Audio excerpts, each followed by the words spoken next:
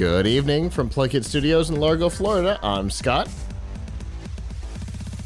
I'm Avram. And we are here with episode 533 of F5 Live, Refreshing Technology, for Sunday, August 4th, 2019. This show is a proud part of the Tech Podcast Network. If it's tech, it's here. This week, Google has a new Play Pass, Microsoft has a new Ninja, and Broadcast TV has a new enemy. Wherever you are and however you're accessing our show, whether it be on social media, Facebook, Instagram, Twitter, Snapchat, on any of our live stream platforms, livestream.com, Mixer, Twitch, Periscope, YouTube Live, or Facebook Live, on any of the podcatchers, Apple Podcasts, Google Podcasts, the Podcast Play app in the Windows Store, the myriad of others like TuneIn Radio or Spotify, or of course, on our website, PLUGHITZLive.com. Thank you for making us a part of your day. There are two ways that you can do that. The first is Sunday nights at 9 p.m. Eastern. You can join us live by going to f5live.tv/join us. There, you can chat with us in the studio as we discuss our topics. We always love to hear what you have to say about the topics as we talk about them. So definitely do that. If you're not able to join us live, that is okay. You can always go to plughitzlive.com/subscribe, and there you will see all of our shows, including F5 Live and the Piltch Point, and all of the others, including PLUGHITZ Live Presents, First Looks, and a bunch more. I think that's the spiel. Avram, how have you been, buddy? Better now. Everybody in my house was sick for a while, but we were like a torrent of illness. We were like a distributed blockchain of Coxsackie virus. But first my daughter got it, then my son got it, then my wife got it, then I got it. We're better. We're all better now, pretty much. But that ate up a good chunk of my time in the last week and a half or so. But I've been working on a couple of projects that I was working on before all this happened. One we'll talk about during the Piltch Point. The other one we talked about a little bit last time, so I'll show it. This is where I'm at with the Picade. Very nice. So it looks really nice, and it's pretty much set up except for one really big problem. Okay. So first of all, let me show you the back also. I haven't closed it up. You can see here in the back there's a Raspberry Pi 4, and it's connected to the screen driver board. There's like a little hat, what you call a hat, a board that goes on top of the Raspberry Pi 4 that connects it to all the buttons and the joystick. Okay. So that's all nice. Here's the problem. The problem is, you see this bezel here? Yeah. That goes around the screen. So Pimeroni that makes this sent me this kit to review. Cool. I don't know if they did this to everybody or just me because I've got an early model, but the box that they sent me included two different sets of parts. They sent me the 10-inch kit with a 10-inch screen, but a lot of those parts that hold the screen in place, there were two versions. Uh-oh.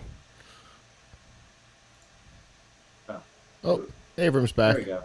All right. So a lot of the parts that they sent me the model with the 10-inch screen, but a lot of the parts there were two versions of in the box. So like the bezel, that cardboard piece, there were two different bezels. Okay. Right? One of which had the stripe on it, and one of which I didn't realize was a bezel. I thought was just a really thin piece of cardboard in the box. So I put this all on because the instructions don't tell you that there's two sets in there. Because right. I'm not sure if they're really doing that in the final. I hope they're not doing it in the final. Right. Like little things like this plastic piece in the back here is called top one, and there were two different pieces of two different sizes, both called top one. Got it. So it says like put top one on it. Oh, but which one?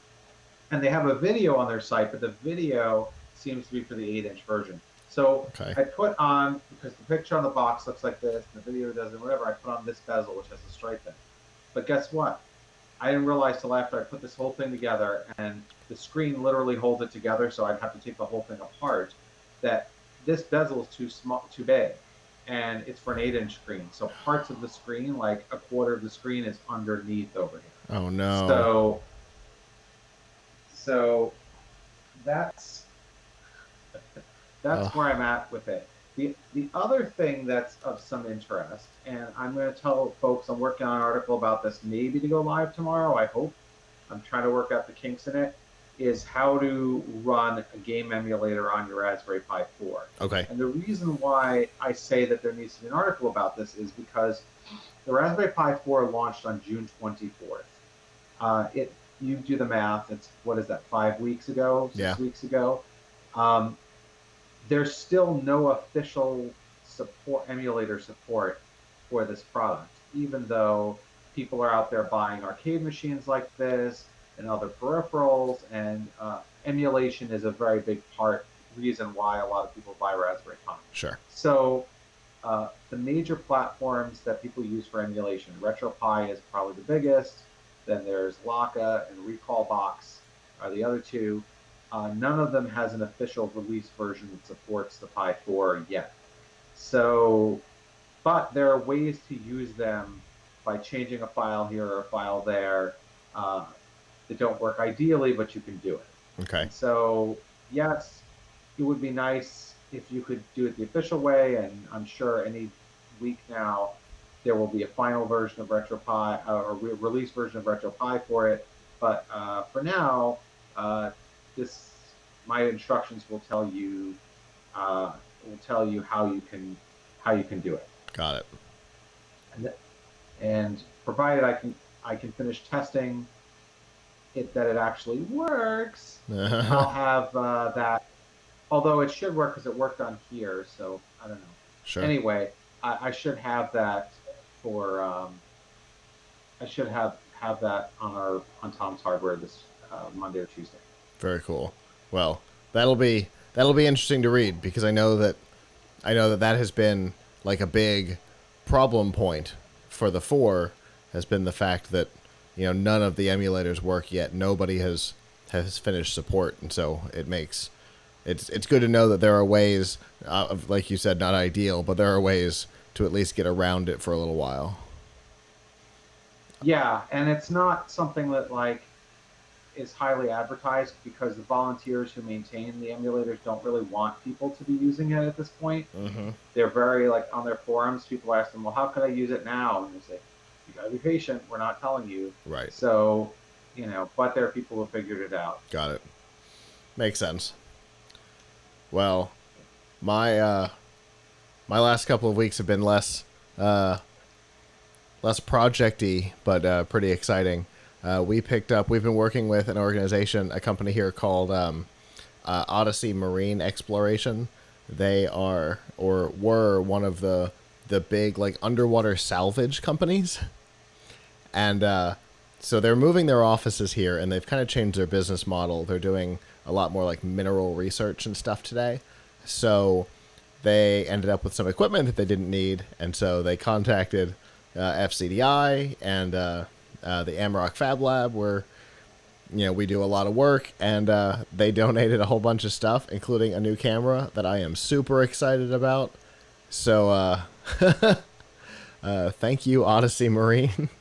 That camera has been fun to play around with. It officially works with our broadcast system now, so we will be using it for events like Roboticon and big things like that, where we need zoom, because it is a honest-to-God TV camera. I am very excited about it.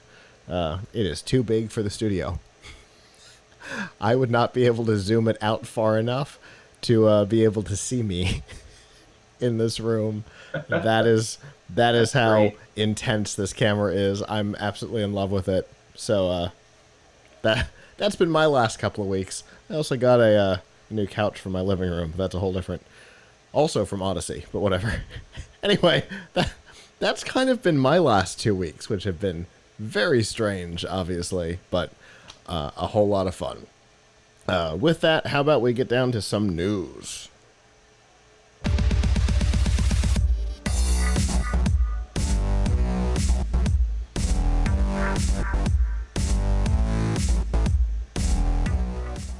This week's Nifty Gifties on F5 Live is proudly powered by the Microsoft Store.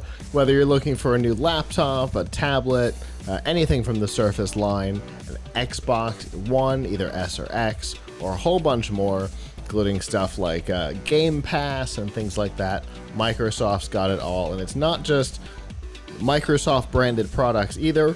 You can find the latest Samsung phones and headsets and laptops from everybody, Lenovo and HP, and even Huawei still has laptops on there. You can find just about everything. And remember that both students and military get a 10% discount on almost everything by going to f5live.tv/Microsoft. I think not enough people know about that 10% discount. That is why I bring it up every week now. That's a great deal. Anyway, so let's talk about Google for a second. And the tech world's love of subscription services. Avram and I have talked a lot about subscription services over the last couple of months, in particular streaming services, but a whole bunch more too. We know Apple is launching in the fall their Apple Arcade, which is a subscription service to allow people to get over 100 games just as part of a monthly subscription, so you don't have to buy the games. It should sound very familiar because it's basically the Xbox Game Pass concept, but brought to mobile. And this week we saw evidence and then got confirmation from Google of a service called Google Play Pass. Again, the name should sound semi-familiar. It will be the Android equivalent. However, the documentation says that it is games and apps. Now, what does that mean? We don't know yet. But what we do know for sure means that the games will be included. There will be no in-app purchases, which is a big deal. And there will be no ads in the apps and or games. So all of that's pretty cool as far as I'm concerned. And obviously it's a model that makes sense. It's a model that's been succeeding. Again, Game Pass on the Xbox recently expanded to the PC. And then subscription services are all the rage, right? There's BarkBox. There's all kinds of subscriptions. And so it's been a good business model, for the businesses. They get guaranteed recurring revenue.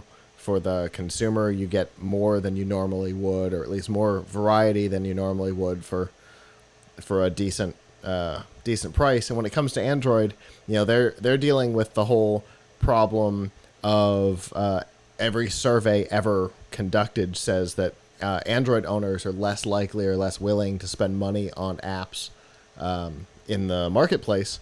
So, if they can do this $5 subscription service and give you access to a whole bunch of stuff, I think maybe that'll help developers generate some revenue, and maybe apps won't come either exclusively to or first to iPhone as often as they do now. Well, one thing that I gotta wonder about though is, does this mean that they are going to disable in-app purchases on those apps, or are they still going to have in-app purchases? They're going to include the in-app purchases. The things that would be in-app purchases are theoretically included. Now, it's important to remember that this is in a very limited, very private test phase, and so anything could change when they get feedback from developers and stuff like that. They might change that policy. They might change the $5 a month price point. Everything is very built on sand right now. But as of right now, the text in the Play Store for the few people who have had access to it and have screenshotted it, for the rest of us, it has said that the things that would normally be in-app purchases are somehow included. Obviously, that makes you wonder, the pay-to-win type games, how that works. Maybe it doesn't. Maybe they're not interested in bringing those types of games to the platform. Who knows? It's one of those only time will tell type situations, I think. Yeah, I mean, because I have to say, as a parent, I really don't like all the in-app purchases, all the games. Like, there's so many free-to-play games. I kind of wish I could pay a few dollars for it and not have any in-app purchases in it. There's not enough, as far as I can see, there's not a lot of games out there that you could just buy the game and have no ads and no in-app purchases. Like, that would be nice. Because especially you hand that your phone or a tablet to a kid, and then it's like, hey, they want to tap this and buy this thing, or hey, this ad really throws them off, and then they end up tapping on the ad. Why? Well, what's this, Daddy? So like, it would be, there's a lot of really good games out there that like, I know my son would love to play. Not that he has any shortage of games, but right. At this point, it's not a real concern. But I'm just saying that are cool to play, but man, they just keep hitting you up and hitting you up and hitting you up to buy stuff in order to, and you can, if you're savvy, you can avoid paying, just keep, like, what is it? Like Asphalt is a great example. That's a really good racing game, right? Like, it keeps trying to get you to spend money to buy a better car, Right. Now, if you're smart and determined, you just don't buy a better car, and maybe I think you may eventually earn enough through playing without spending money to get a better to upgrade your car. But if you hand this to a kid, they're gonna be like, oh, tap, I want that. And you can do things to restrict that, I guess. But the point is, I'd just rather not have it there. Yeah, I'd rather spend a few dollars for the game and have everything than have to deal with that. Yeah. Or if you play a lot of these types of games, maybe if the rules stay in place, maybe the $5 a month for a whole myriad of apps, all guaranteed to not have those in-app purchases and ads. For some people that might be a viable way to go to. Yeah. I have finally found okay. So the text says no purchases, no ads, in-app purchases unlocked. So what does that mean? Right. It's sure unlock access to hundreds of premium apps without ads, download fees, or in-app purchases. I guess it remains to be seen, because there are other types of games that that I've tried where it's not that you need this in-app purchase to like go to the next level or whatever. It's just that they try to do something to help you win a game that you are otherwise losing. Right. In other words, they let you pay to cheat. Like, oh, you lost on this level, buy an extra ball to knock this stuff around, for a few dollars. Yep. Or you could just start over again. So like, are they just going to give you all the cheat things for free too? No telling. I guess we'll find out. Yeah. Again, it's very early in its life. It was only confirmed officially because some people saw it show up in their Play Store and reported it to Android police. And so they contacted Google, and Google's like, it's real. Those screenshots are legitimate. It's funny that you say they reported it to Android police like it was a crime. Yeah, I still can't figure out whether whether Android police is actually like they're policing Android, or they're sort of like the bandwidth Sting, but for Android. Yes. I think B. That They would think be, every little thing Google does is magic. yes. Yes, exactly that. That is definitely how I interpret their day. So, anyway, no idea if this will ever make it to market at all, or what it'll look like when it does. But it's definitely an interesting idea, and look forward to seeing what it looks like over time.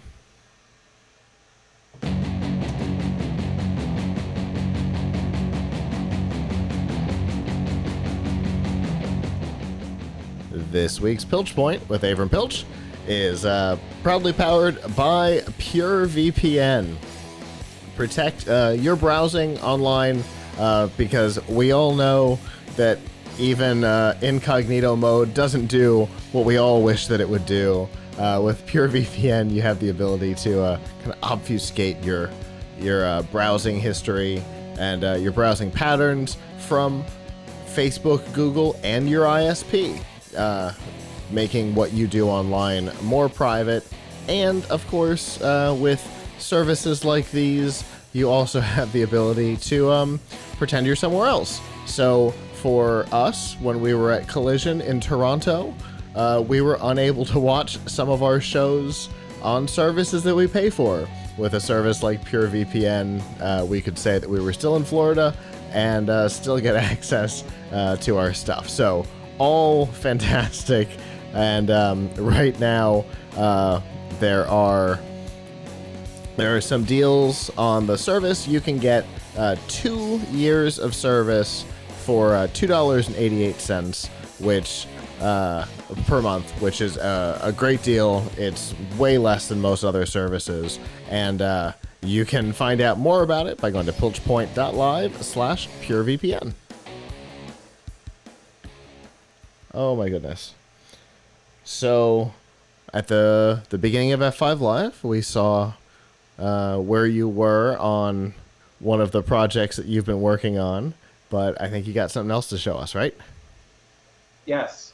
So let's see how easy this is to show on the air. So Lego sent me their newest product, Lego Hidden Side, and this is a very cool augmented reality game slash set. So, or set of sets. It's just like there's Ninjago and Nexo Knights and all those things that are Lego branded characters and stories. There's a new one out, and it is called Lego Hidden Side. So the story of Lego Hidden Side is that there are these two high school students in this town called Newberry. I think it's the name of the guy. They're not very prominent about the names. The boy and the girl, and I'll have their names right in my full review. And they are hunting ghosts because their town is haunted, and they have like a scientist, JB, who helps them, and what you do is you build the set. So here I've got. Let me see if I can do this without breaking it. Behind me. Try to do this without breaking it. What are the chances? Okay. So here I've got the graveyard set. Okay. So this is the graveyard set. This is a $30 set. I also have, there are I think 8 sets. There's also a high school set that's really huge, which my son and I built, but I can't carry it around easily as pieces of it keep falling off. So what this does is, so first of all, it's a cool Lego set. It comes with a bunch of minifigs. You can play with it. But the real goal is AR. So you fire up the app on your phone, and it tells you, and it starts. So now it's showing me, hey, I want to see this. Once I turn around and I point at it, it's going to, oh, it's got to be played in portrait mode. It definitely wants portrait mode. So That's interesting. I gotta try and line it up. And if I messed up, if anything fell off of the build, then I have problems. Oh, here, I found it. Okay, so I found it, and I want you to see if you can see on here Oh yeah. that not only does it now have the thing, but it's created an entire background behind it of like what it's like with rain and all kinds of stuff. And it says object clear the gloom, right? Probably upset because it doesn't see it anymore. So anyway, let's turn it. So what I got to do now is I've got to scan this little thing here, and it turns it. It says like red spectrum, and you got to find all the things in the red spectrum and pick them up. Then it tells you, okay, to see a different spectrum. There's red, blue, yellow. You turn this little dial. All the sets have a color dial, and now there's a blue square over here, and I scan that, and now it's showing me everything in the blue zone. Oh, cool. Which are all these little blue, and like it looks like the tree. I don't know if you can see here. It looks like the tree that's on it is actually moving. Yeah. And all that, even though in real life it isn't. And wait till I get to the part where there's a ghost. So there's a part where there's a ghost. There are parts where there are ghosts, and you gotta kill the ghosts. Should be holding the phone in portrait mode. Definitely in the portrait mode. So you pick up this stuff called gloom, which is like this glowing stuff, and it will give you points that you can redeem for stuff. There are no in-app purchases, by the way. Okay. So I do this, and then so this one says Grandma Winnie is the name of this ghost. It's coming after me, and I gotta like shoot at her, right? I gotta shoot at her. Now you are not one of the kids. You're actually someone who's helping the kids, I guess. But your like laser gun overheats or something, and you got to get her before she like depletes your battery, I guess is what it says. Okay. So, and she can like run through the door, in and out of the door in the graveyard. And what was really cool in the high school is you can go behind the high school.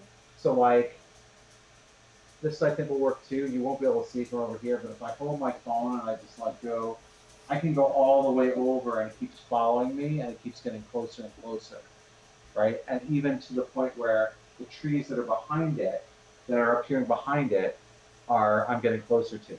So it is really good quality AR. And Ghost is going to kill me. You can see her though. You can see her attacking. Oh. Hey, stop. So what happens? It says overheat. So you collect these ghosts once you've actually beaten them, if they haven't killed you, which this one just did to me. And then, so you collect, whoops, I'll quit this so you can just see the menus. So this has an app, by the way, for both. So you get to decide whether you want to be a hunter or a ghost. You can actually play as a ghost. And if you play as a ghost, you actually can do that without a set. The app is free. So here are all the ghosts that I've collected through playing. And you you collect them all. In that respect, it's like Pokemon Go, except, you don't go anywhere. It's in your house. And then if you're a hunter, which is like the main thing people are going to do, it shows you this map of Newberry. And these are all the different sets you can get. And you tap on the set you have, and then it makes you scan it. There's also one here where you just scan a minifigure, and you can like fight the ghost that's in the minifigure. Because some of the minifigures that come are like people in the town who are possessed, and you have to like help them by fighting the ghosts. Anyway, technologically speaking, it's just very impressive AR. It's just very, very impressive AR that LEGO has done to not only do a really good job of detecting the sets. Last year, I tried a set. LEGO had sent me a Ninjago set. It used a different technology. That one used was for iOS only, and it used ARKit, Apple's ARKit technology, and that was terrible. It didn't work very well at all. Like it didn't work on most surfaces I tried it on. It was constantly losing the the frame and making me rescan the set. And it didn't do anything to change the background. So it was really a gimmick. It wasn't a very good game. You know, it's like, okay, look, you can see these ninjas walking around the castle, but this, like, it creates a huge amount of virtual stuff around your real stuff. One could sort of argue that you almost don't need the Lego set at all, except that it makes you have the Lego set to do it. Right. Right. But although I have to say there are parts where it actually asks you to open a door on your set, or turn something on your, or turn that color wheel on your set. So there is a physical element to the play. Sure. You know, there definitely is a physical element to the play that you can't just use your phone without reaching and touching the set ever.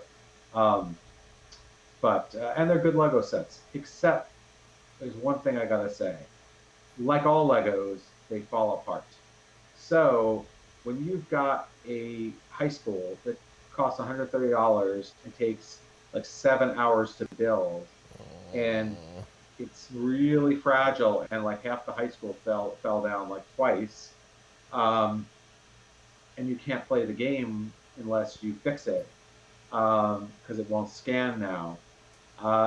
That's a little bit frustrating. Yeah. I don't know how you get around that if you're Lego. If you're a person, if you're someone who has it, the way you get around this is don't let any kids touch your Legos, which is sort of counterintuitive. Uh-huh. Don't let anyone breathe on them. Don't use a fan or a hair dryer near them. I don't know. And put them on a table somewhere where no one will walk into them. Because as soon as they break apart, you can't play the game. You can't play the game anymore. You can't play that level of the game anymore. Right. I should say. This definitely made me want to. Those who've seen the Lego Movie know what I'm saying when it made me want to take out the Craggle,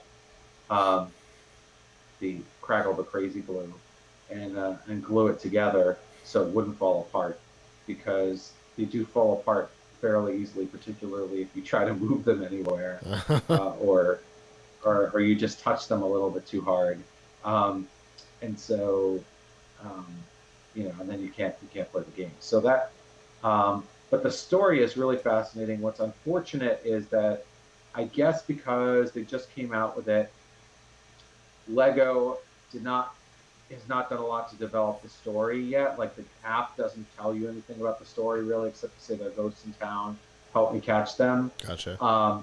There's a little bit of a cartoon short that's on YouTube that tells you a little bit about the story, but not much. I feel like this would make a great cartoon. I hope that they have the confidence in the intellectual property to like do more with it, because it seems like it's a fun story. The aesthetic of it really reminds me of old Encyclopedia Brown and Nancy Drew stories. That goes a way back. So it's a really neat aesthetic. There's even good music in the app. So really, I recommend it. Like, check out. We'll have a full review with more details shortly once I can get pictures of everything with it not being fallen apart. But it's Lego Hidden Side. They've got 8 different sets. I think it's 8, maybe more. That's the graveyard set that costs $30. I also have the high school set, which is awesome. It looks like a giant like high school. It has stuff on both sides and lots of rooms and stuff. But the problem is, do not let your kid actually play with it as a toy, because 10 pieces of it will fall apart, and then you may have trouble playing with it as a video game. But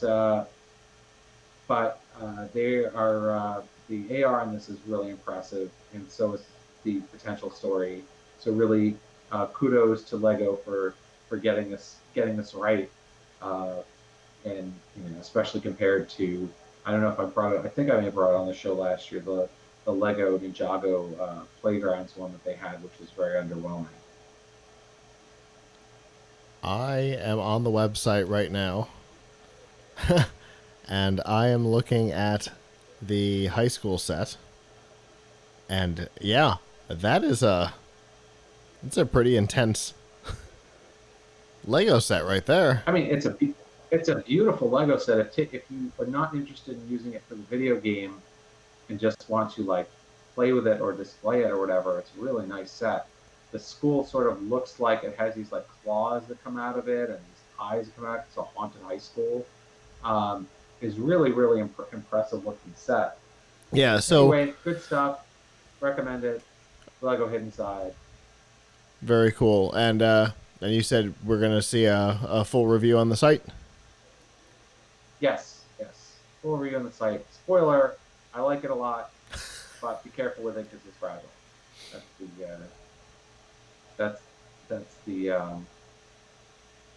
That's the short of it. Gotcha. And obviously that is the warning for most, if not all, Lego sets is be careful, it's fragile. So yes.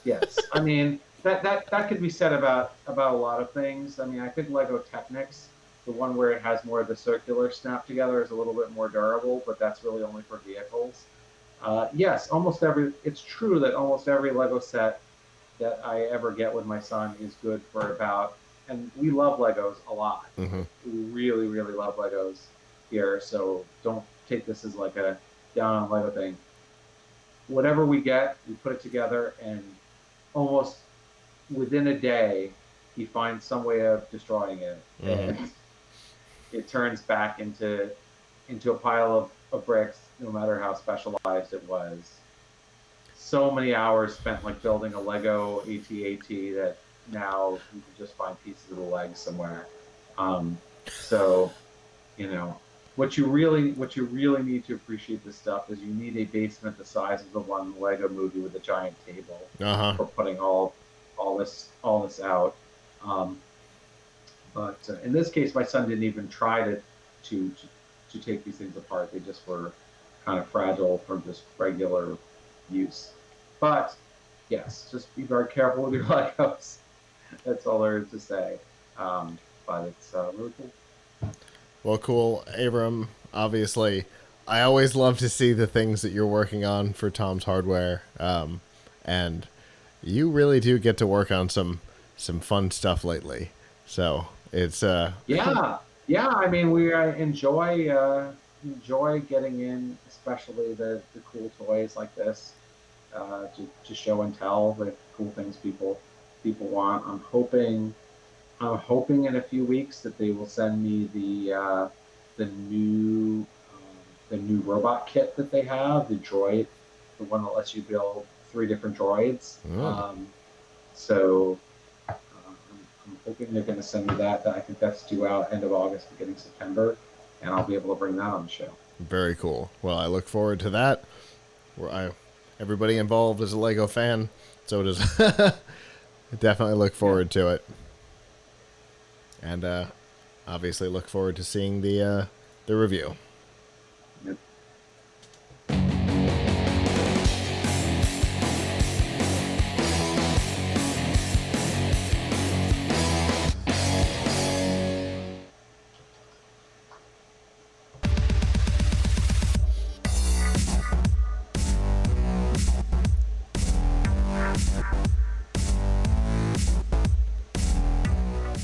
This week's Extra Life on F5 Live is proudly powered by Razer. All the accessories you need to up your game on PC or console available from Razer, including the brand new Razer Viper that was just released. It is, I've seen reviews on it saying that it is the new standard for wired gaming mice. But if you're not looking for the newest of the new, or maybe you're looking for a keyboard or a webcam or anything like that, you can find it all by going to f5live.tv/Razer. All right, so something interesting happened this week in the video game streaming world, and it was kind of the beginning of the battle over the streaming services. Obviously, Twitch has been the market leader always, and that's partially because they got there early, and partially because they have offered so many great things. It's a great platform for streamers. It's a great platform for viewers. There's a lot of ways for viewers and streamers to interact and to support one another. But a couple of years ago in 2016, Microsoft bought a company called Beam and later changed the name to Mixer. And since that purchase, they have done a lot to really bring up the level of what Mixer is, incorporating some unique ways, again, of supporting your favorite streamers and things like that. But they've made no big moves outside of building it directly into Windows 10 and the Xbox One until this week, when they announced that kind of the only household name in video game streaming, Ninja, was headed to Mixer exclusively. In just the first 2 days on Mixer, he had over 500,000 followers and 3.5 million unique views, which, especially on Mixer, is a pretty big deal. If that did not make him the top streamer on Mixer in just 2 days, by today, I would guess he is certainly the top streamer on the platform.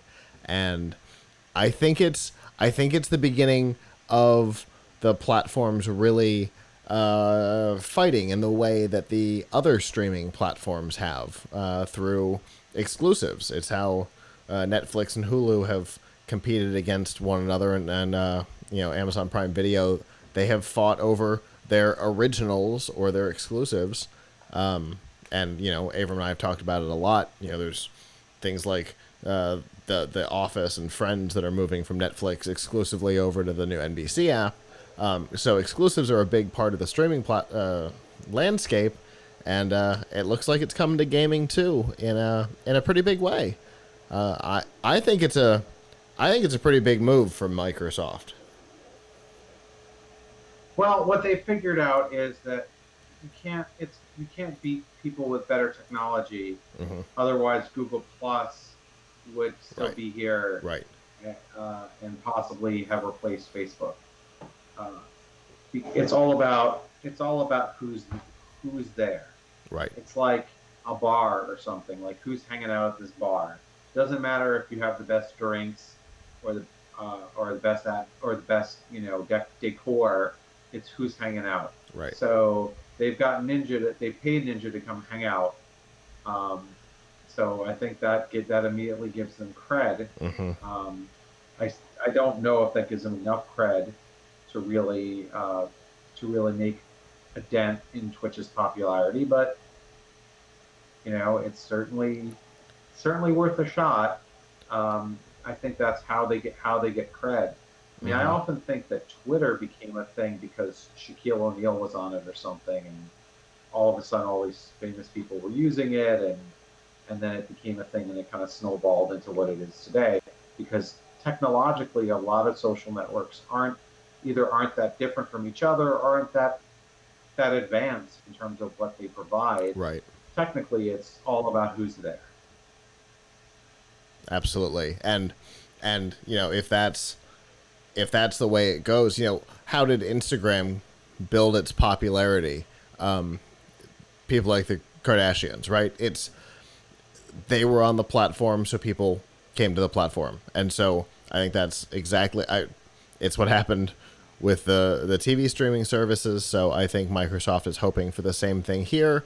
I will say, as of our live broadcast right now, he is now at almost 650,000 followers, and that is with him not having streamed since the last time I looked.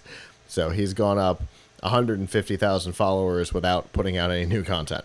So that's a big move, and I think part of it, obviously, right now will be people finding out that he has moved, going to Twitch and going, "Hey, where is he? Oh, he's over on Mixer now. Got it. Whoop. going over. And Microsoft has also made another big move here. They're giving users a free 1 month subscription to Ninja's channel. So I think that's probably a big part of his compensation package for switching over. Obviously, it's he'll get paid based on how many people do the free subscription, because that's how you support your favorite streamers on these platforms, is by subscribing. You normally would pay a particular amount, but getting to do it as a user for free doesn't mean that he's not getting paid. Just like on Twitch, you get your Prime sub, the streamer, you don't pay for it, but the streamer still gets paid for it. But I'm sitting here with his Mixer page pulled up right now. He is offline and has been for a while, and his chat is still crazy active. So I think that's going to be a big part of it too, right? Is how active is his community? And it sure looks like, here we are at almost 10 p.m. on a Sunday night, and he's offline and he's still moving in the chat room. So I think he's brought an active base over from Twitch, and I think that'll be good for Microsoft.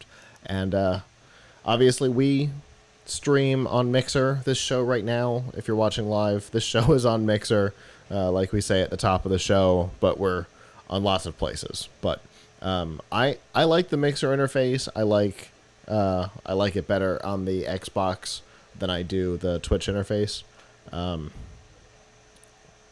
But preferences. But I think it's a big move, and it'll be interesting to see how it works out if the overall community on Mixer becomes as active as his community is on Mixer. I think that'll be the test. Are we able to see, all ships rise, or will it just be his? So.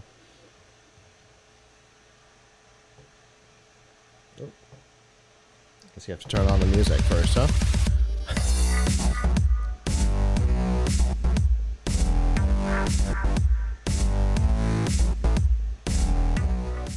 This week's news from the tubes and F5 Live is proudly powered by Riff Tracks. Make fun of movies, or let these guys do it for you. Mike Nelson, Bill Corbett, and Kevin Murphy, the former stars of Mystery Science Theater 3000, are back and doing what they do best, creating commentaries for Hollywood blockbusters and B-movie oddities like...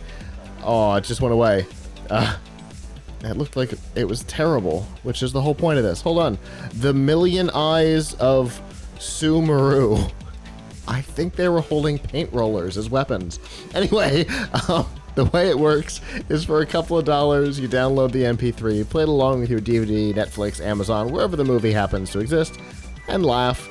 From time to time, they do live events. I think they have one more live show coming up in this season.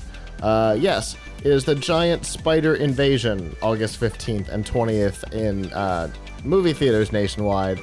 To find out all of the movies that are available, the theaters that you can see the live shows, and of course all of the short films, you can go to f5live.tv/rifftracks with an X.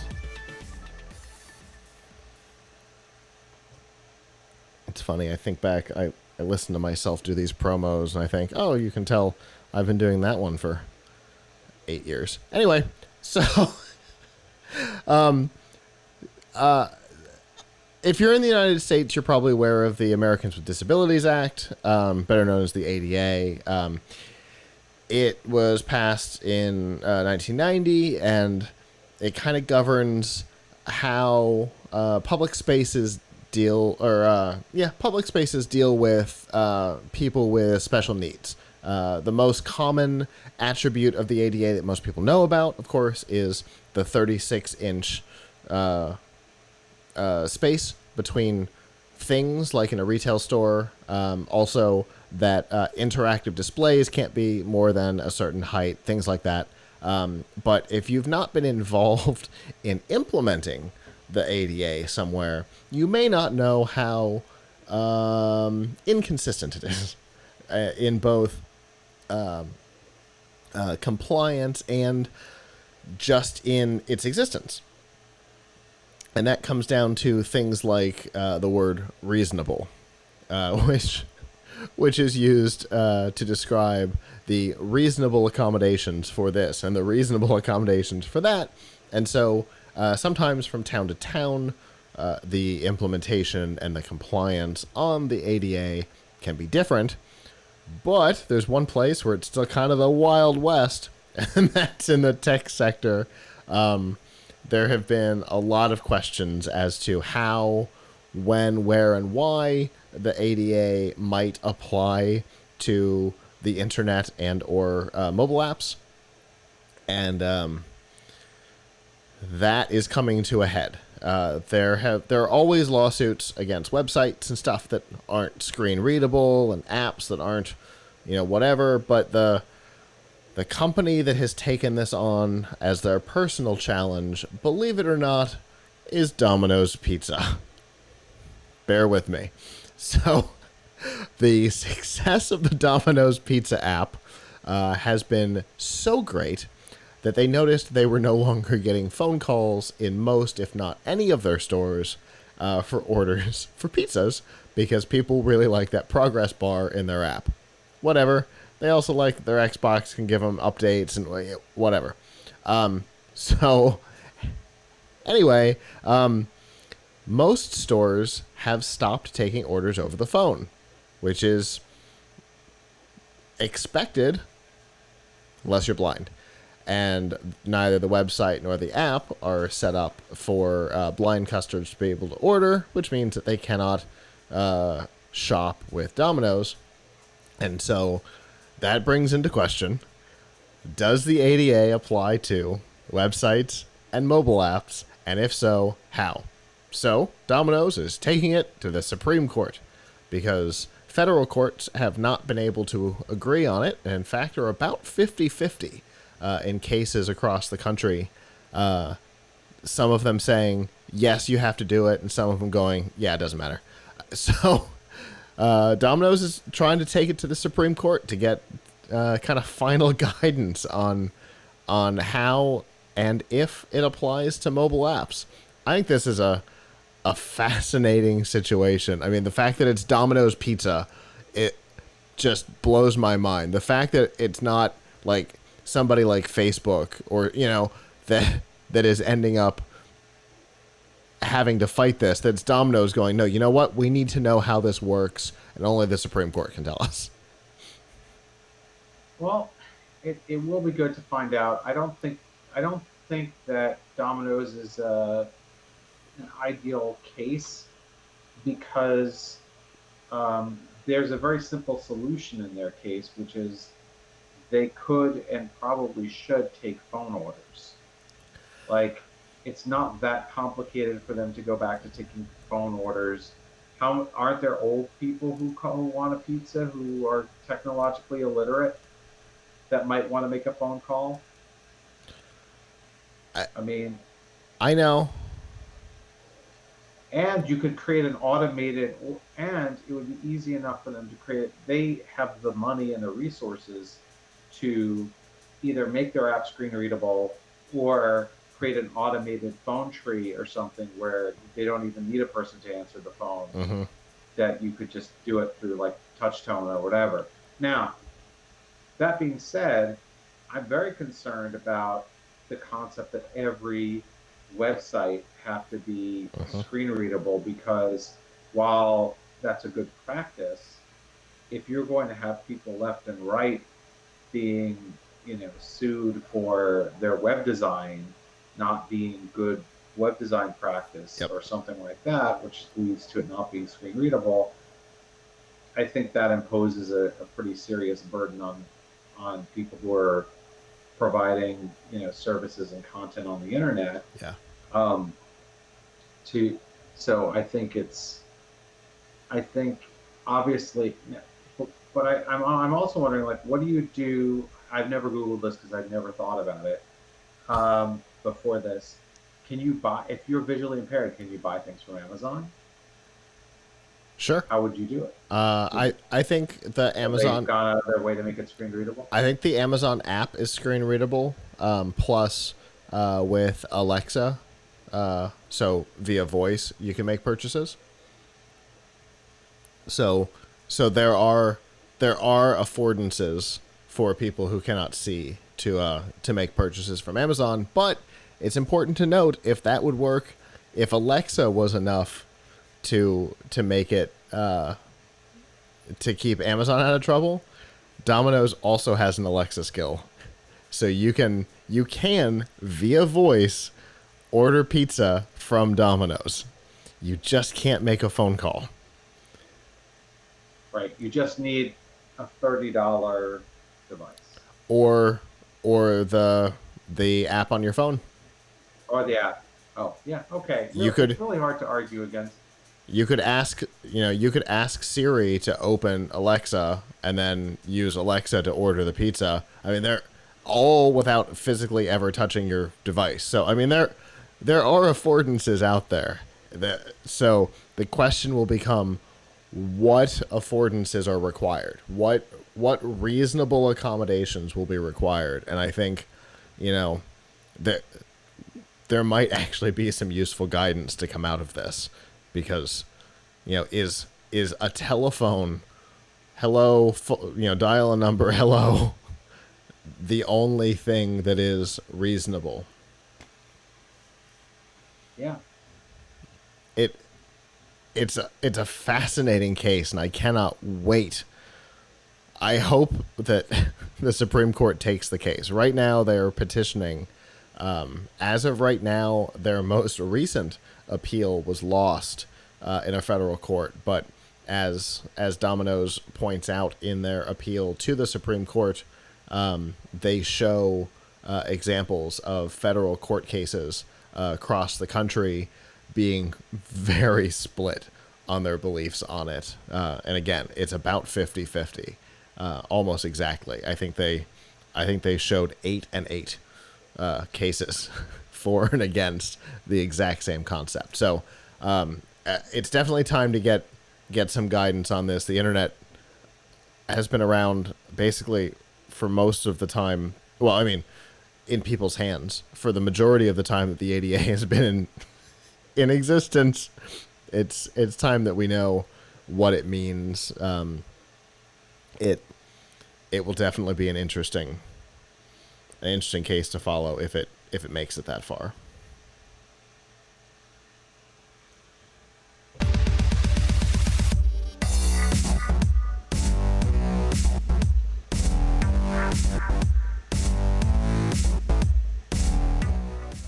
This week's DRM Not Included in F5 Live is proudly powered by Amazon Prime. You know that you get free shipping, sometimes same day, but what you may not know is some of the cool other stuff that you get, like Amazon Prime Music, which gives you several million tracks available to stream for free as part of your subscription. There's Avram's favorite Amazon Prime Video, which has TV, movies, documentaries, both original content and licensed, available again as part of your subscription for no extra cost. And then there's my favorite, which is Twitch Prime, which gives you one free subscription. We talked about it earlier. One free subscription to the streamer of your choice on Twitch to help them out. You also get free games every month, which is really cool. So you can get full games, just like on PlayStation Plus or Xbox Live. And then you also, if you have a Nintendo Switch, you can get a full year of Switch Online for free right now. And there's a whole lot more too. Stuff that comes with Whole Foods and all kinds of stuff. You can find out about all of those benefits and get quick links to all of those benefits. Plus, if you're not already a subscriber, we've got a free 30-day trial of Prime to see if it's for you. All available by going to f5live.tv/prime. There really is a lot of information on that page. Also, keep in mind that you can watch Bill and Ted's Excellent Adventure for free on Prime. Oh, can you? Yes. Oh, So and Spaceballs. So therefore, you should. Spaceballs is all I needed to hear. I know what I will be watching when I'm done editing the show tonight. Thank you, Avram. So, staying on the streaming topic, Avram and I kind of jokingly, but in relation to a topic 2 weeks ago, mentioned a service whose name neither of us could remember. Because I could remember Zadiva, but I could not remember Aereo. We talked about Aereo, which was a company who provided the ability to stream local TV stations from out of market to your computer or maybe mobile device. It was 2014, maybe not. Certainly to your computer. And they did it by setting up these little mini antennas and a dedicated tuner for each user in that local market. And then basically that tuner would then stream whatever channel you chose at the time to your computer. They did it this way because since all television is digital, the over-the-air broadcasts are able to get statistics on how many people are watching over the air. So the TV stations would still get their statistics. They'd still get their ad revenue, and it would show up as a local viewer. So as far as the advertisers were concerned, they were all local viewers. It was theoretically a win-win for everybody. The local stations hated it. They sued Aereo. I almost said Zadiva. They did that too, but that was different. They sued Aereo. In 2014, it made it, again, to the Supreme Court. Weird cases making it to the Supreme Court this week. And the Supreme Court ruled no. Aereo was violating federal law for two reasons. One, there's an act of Congress that says that anybody who is redistributing over-the-air content has to have a redistribution license. And it's copyrighted content. Yeah. You have to have the permission of the content owners to redistribute using your license. Aereo did neither, and so they went away in 2015 with all of their assets and everything going away. Now, why are we talking about a case from 2014? Well, because there is a non-profit organization out there called Lowcast that, I don't know, heard our conversation and went, well, that's a great idea. And so this service has been doing the exact same thing. Identical business model minus the charging for the service. It's a nonprofit organization. It is funded through donations. And obviously, I think everybody can see where this is headed. They were sued, again, by everybody. It takes a special kind of thing to bring Disney, CBS, News Corp, and Comcast together in their disdain for you to sue together. So they have sued under the exact same things that they sued Aereo for, except this one's even more interesting because it's a nonprofit organization who received a $500,000. I don't know. They received a lot of money. I think it was $500,000 from DirecTV for operations. And the founder of the company is a lobbyist for Dish Network. Organization.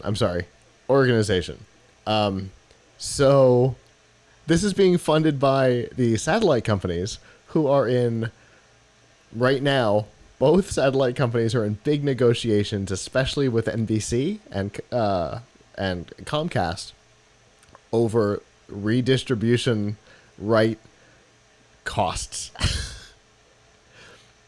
You know, to be fair, I mean, this is how the business works, but in a way it doesn't make a lot of sense. because all that area was doing theoretically, and all that it's called Lowcast. low Lowcast low cast for local broadcast. local broadcast is doing is what you would do if you were there and you could plug in your own antenna. Yes. If you were there, but what they're doing is they're putting it on the internet for you to get. Mm-hmm. That's where the problem is. But I am sure, I can't name it off the top of my head right now. I am sure that if you lived in that place Slingbox. and I'm sure you could probably use something like Slingbox, which is not illegal to watch your the same over the air stuff. Correct. So it is a little bit weird that every time your cable company gets into a dispute with like CBS or ABC or NBC or Fox, like, hey, we don't want to spend we don't want to pay them this ridiculous amount of money per subscriber to give you content that you could get for free over the air. Mm-hmm. It does seem ridiculous to me that these networks are charging the cable providers and satellite providers, who then pass that charge along to the consumer, money for something that they give away for free if you had an antenna. Yes. It doesn't make sense to me. They're perfectly willing to give it to you if you have an antenna, but they feel like they can shake down the cable operators for the same thing. Like, shouldn't they be happy, since they make money off of ad revenue, that so many people this many people are able to watch their channel? Well, when you take into consideration that in 2018, the broadcast companies took in an estimated $10 billion in redistribution fees, you start to put together where this comes from. Yeah, I mean, now I know sometimes that's a package, and like, when your cable company is paying NBC, they're also paying for the Sci-Fi channel, which is owned by Comcast. Yeah. A bunch of other things that are owned by Comcast. Yeah, for sure. It's always a Comcast bundle. Like, when right now, I think still DirecTV is fighting with Comcast, and NBC and more have apparently been missing because our local NBC affiliate tells me on cable that DirecTV is not showing them, which doesn't make any sense, but whatever. Yeah, I mean, so it is a little weird. I understand the great business interest in preventing this, Mm-hmm. but at the same time, I feel like a service that does something you could do yourself for you should not be illegal. Like, if you were there and you could put your own antenna there. Now, there's the big if, because you're not there. Mm-hmm. So unless you have a friend who lives there, Right, wants to put an antenna out for you, connect it to some type of sling box, and put it on the internet for you, or you want to buy a second home just for this purpose. Just for the purpose of getting Cincinnati channel, NBC, you'll rent an apartment there. well, if that's the case, paying for Sling TV and paying for the out-of-market local channels is just as easy and way less expensive. Yes. Which, by the way, is not the same as Slingbox. I know that the naming is confusing. They are not related to one another. Yes. So, yeah, but I am sure they're going to get shut down. Oh, I'm surprised that they're going to make it through this sentence, to be perfectly honest. It isn't. I do not feel that this is going to be a long fight, but the thing that makes this one interesting, like if it was just, hey, we're going to try Aereo's business model again, I wouldn't have really. I mean, yes, we covered Aereo for like a year and a half through all of their disaster, but that's because Nick was using it to watch the Giants from New York. different situation. Um, because his aunt used to have a sling box in her house for him so that he could watch, and then Aereo came around, and it was way easier and way less expensive, so they went that way, and then he ended up obviously having to go back to the other one because Aereo went away. Anyway, if it was just that, if somebody just went, hey, Aereo had a great idea, we'll do it too, forget the Supreme Court, that would be not as interesting as the idea that this is being founded and funded by Dish Network and DirecTV respectively. That makes this story way more interesting. I think they're trying to make a point there. Now, what stops? Here's a question. It's probably too annoying to do, but what stops Dish Network from just giving people an antenna with their dish? We actually had an installation. Could we just put an antenna on there? We had a local installation package when I worked for Radio Shack because we sold both Dish and Direct. The company that we used for installations had that option where you could they'd put an attached local antenna to the back of the dish so that you could not have to pay for the local package on DirecTV. So it is a tried and true thing that that our installers here in Tampa literally did with DirecTV.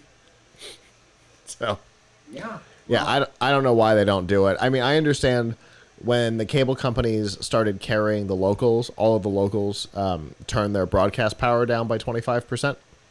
So for a lot of people, it can be difficult. And if you're in Tampa, anywhere in the Tampa market, it's even more difficult because all of our stations are in. There's an antenna farm outside of Ruskin for everybody but CBS. CBS comes from the extreme other direction, so you've actually got to buy a special antenna that's shaped like wings to be able to get all of the local channels. So it's a real pain in the butt for most people. Antenna Craft, is that the name of the company? Actually makes a special antenna for Tampa called the Tampa Bay Special. They literally market a pre-built special wing antenna just for our weird setup here. But with them cutting the power so much, and then weird things like we've got here, antennas don't always work. My parents out on the beach, nuh-uh. They haven't been able to use an antenna. They ended up having to switch to cable because when they cut the power, they couldn't get it anymore. Or since it's CBS, you could just record you could just record like 5 episodes of NCIS and watch them over and over again, since the same thing happens every time. And every show on there is some version of NCIS. Thank you. Or something like it. That was unexpected and wonderful. Thank you. Every time, but listen, on every episode this time it's personal. I watched NCIS Los Angeles a bunch of times. Every time it's personal. It's sort of like that scene in The Last Action Hero. Do you ever see The Last Action Hero movie? Where he's like, that was my favorite third cousin. This time it's personal. Every episode this time it's personal. Or it's Groundhog Day. Unless it's just the same episode over and over again. Which I don't know that you need to spend extra money on CBS.